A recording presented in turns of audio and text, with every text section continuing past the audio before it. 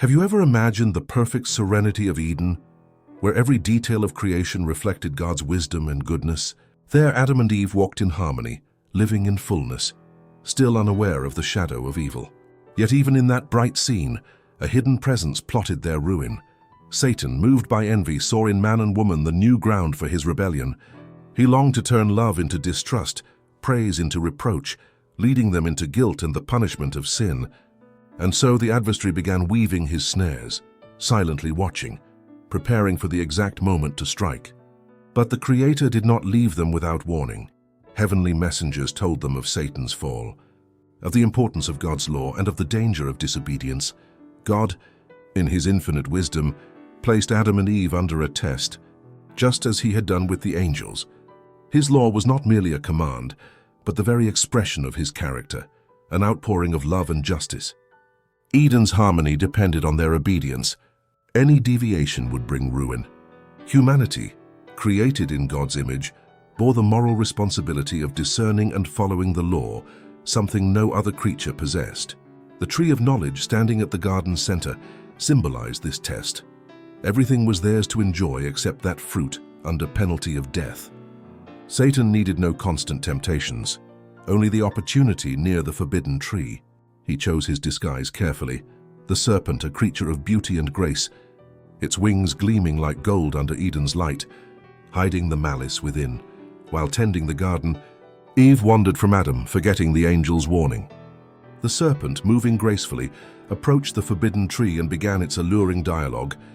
Did God really say, "You shall not eat from any tree in the garden"? Genesis 3:1. Surprised, Eve heard the words as if they echoed her own thoughts. Enchanted by the serpent's melodious tone and apparent admiration for her beauty, she lingered, curious. The serpent suggested that God's command was withholding wisdom and power, leading Eve to question his justice. "You will not surely die. For God knows that when you eat of it, your eyes will be opened, and you will be like God, knowing good and evil." Genesis 3:4-5. Thus the deceiver promised elevation and knowledge, hiding the misery that sin would bring. Eve's heart wavered. The serpent placed the fruit in her hand, and its beauty and promise of power captivated her. She recalled God's warning, yet the serpent's charm made her doubt the danger. Finally, she yielded and ate the forbidden fruit. Genesis 3:6. In her strange exaltation, she thought she had entered a higher state of existence. Soon she sought Adam, offering him the fruit and recounting her experience. Adam realized her transgression and the enemy's influence, and he wrestled within, but his love for Eve overcame his loyalty to God.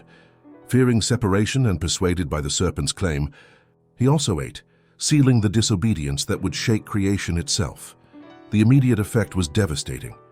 Their robe of light vanished, and guilt and fear overwhelmed them. They tried to cover themselves, unable to face the Creator. God's presence filled the garden, and his voice called, "Where are you?" Genesis 3:9. Adam answered with trembling, "I heard you in the garden, and I was afraid because I was naked, so I hid." Genesis 3:10. Rather than accept responsibility, they shifted blame. Adam blamed Eve. Eve blamed the serpent. Genesis 3:12-13. Satan rejoiced. His scheme to sow doubt and disobedience had succeeded. Then came the divine sentence. The serpent was cursed. "Cursed are you above all livestock. On your belly you shall go, and dust you shall eat all the days of your life." Genesis 3:14. Adam and Eve also bore consequences. Pain, toil, and death became part of human life. Genesis 3:17-19. Nature, once subject to them, turned against them. The fruit of sin spread not only to them, but to all humanity. Access to the tree of life was barred, guarded by angels with flaming swords, a reminder of justice and the need for redemption. Expelled from Eden, they began a life of struggle and sorrow, yet also of divine mercy and hope for restoration.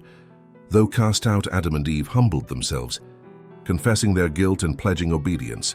Genesis 4:16. The world had changed. The climate was unstable. Death appeared in plants and animals, a constant reminder of sin's consequence. Yet God's plan endured, pointing to redemption. One day, in a new heaven and a new earth, harmony would be restored, and those who keep God's commandments would again eat from the tree of life.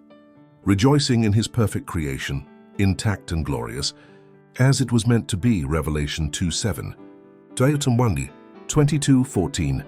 Thus, the story of the temptation and the fall calls us to reflect deeply on the choices that shape our lives and our relationship with God. Adam and Eve, created in His image, faced what we all face: the struggle between obedience and temptation, true love and the pursuit of deceptive paths. Every detail of this episode reveals the value of faithfulness, humility, and spiritual discernment. Even in the fall, God did not abandon humanity. His justice and mercy remain, always pointing to hope and restoration.